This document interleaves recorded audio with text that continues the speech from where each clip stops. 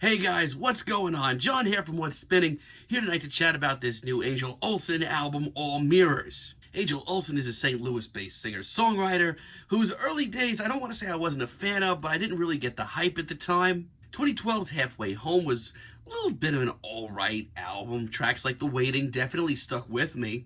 But for me, I just felt like Angel had so much potential and she just hadn't reached it yet. Boy howdy did she really turn things up a notch with her next album, Burn Your Fire for No Witness. Hell yes, this is a great indie rock album. Between very haunting performances on track like White Fire to more rock-oriented tracks like High Five, this album seriously rules. And 2016's My Woman, not only is this an absolute knockout of an album, it's a pretty monumental album for indie rock and indie folk in general. Like, there is everything on here from guitar freakouts like Shut Up Kiss Me to tender ballads that touch my heart like Never Be Mine, with of course like absolutely no filler in between. Now her new singles, like I'm gonna be honest, they have been pretty freaking incredible, like all around. Let's chat about this new album. This album starts off with Lark, and I'm not going to hold any punches on this one. This track is to die for. The pacing here is ridiculous, and just hearing Angel in this sea of strings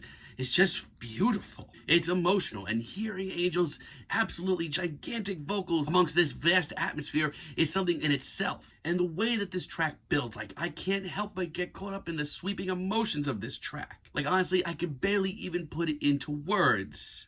It's got subtle, tear-jerking lows as well as absolutely beautiful highs. And in a lot of ways, this is honestly like the perfect art pop track. Yeah, it's pretty apparent right off the bat. Angel once again has reinvented herself, and even for the better, I'd say. Up next, we have All Mirrors, the title track here. And the very icy, grandiose style that she's taken on this album is actually pretty phenomenal.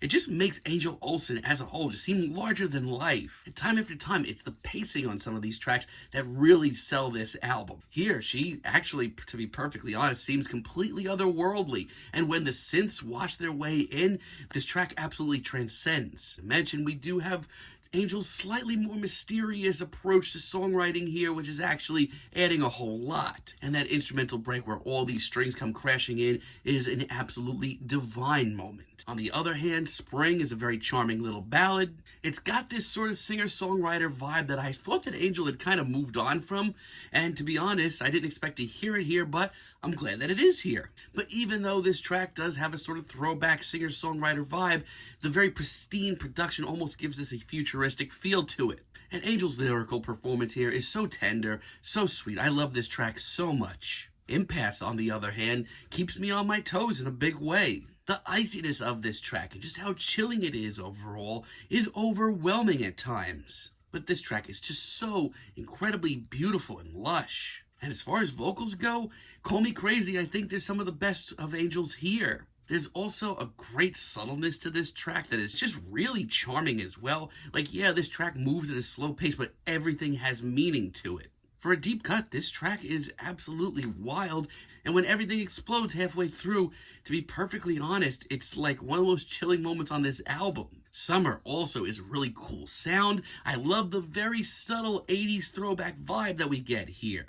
Like, the synths here are gigantic and overpowering. And Angel's almost innocent performance here shines wonderfully. For a nice change of pace here, we do get some more organic instrumentals, like some drums and some acoustic strumming, which I honestly wasn't expecting, and I don't even think that it's necessary, but it's just nice to hear. And Endgame is one of the most flooring tracks here. It's a very light, tender ballad, which I will get to in a few minutes, but are some of my least favorite tracks here. Something about Angel's very whisper, quiet vocals on tracks like this just doesn't hit me right. But this time her whisper, quiet vocals are accompanied by this very mysterious, very dreamy, very foreboding sound that takes this track to the next level. It's just so dense, so dreary. It's a sound that I never have really heard from Angel Olsen. But it's also got a great dramatic edge to it with these strings. I actually love everything about this track. Even some of the middle of the road tracks here, I feel like Angel may have lost something in the transition to her new sound, but even those tracks are still pretty good. Too Easy is a little bit more stripped down. It has a lot of the elements of the rest of this album, but for a change, it's a little less grandiose. And I'll be perfectly honest, because of that, it took me a while for me to really get this track. But it still is incredibly charming, and Angel has a serious amount of swagger here as well. Like, I do honestly wish this track was a little longer, and maybe it had like a catchy hook to really bring me in. Still, solid. What it is one of the more stripped down tracks as well. It honestly reminds me a whole lot of like her early work. But the strings and the icy atmosphere do bring things a little bit more up to date for Angel Olsen. It's classy and once again has just a ton of swagger. And while at first listening to this, I kind of just really missed albums like Burn Your Fire for No Witness and My Woman, but this track has also grown on me quite a bit. It's just so cinematic and grand, and I love just how elaborate the instrumentals are. And what's important is Angel's personality still shines through in a lot of these tracks, which is great. And Chance, this album's finale, is actually one of the most straightforward tracks here, for better and for worse. This one is just sort of an old school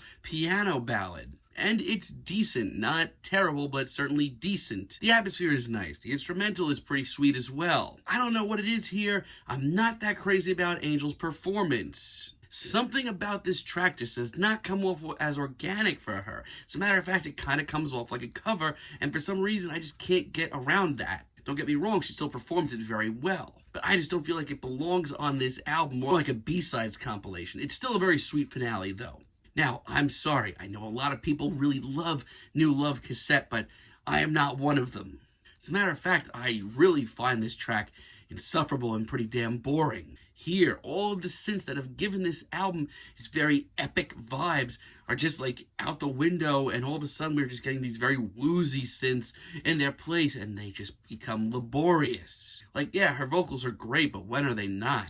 Even the strings here just seem pretty phoned in. No, this track's not for me. And tonight, yes, it might just be one of the most serene and beautiful tracks here. And there is a genuine element to this track that is just so tender. But I may be in the minority here, but these whispered vocals, like I was talking about earlier, they're not for me. They are just so cheesy. And guess what? I get that this is supposed to be like a super personal ballad, but I just kind of want to hear her belt this one out. The instrumental is very pleasant and all, like the atmosphere, but this just isn't for me. I know that she could do a lot more. So, yeah, overall, All Mirrors, it's pretty much another knockout from Angel Olsen. Like, she has an uncanny way of reinventing herself right now, making her stuff sound fresh, but bringing the same personality each time. And this time, it's pretty grandiose, it's pretty cinematic, it's pretty freaking beautiful. And sure, there are a couple of moments that I do miss some of the more guitar-led tracks on My Woman, or some of the sincerity of the tracks on Burn Your Fire for No Witness. But still, like, she's killing it right now. This is a great album. I'm feeling a decent 8 on this album.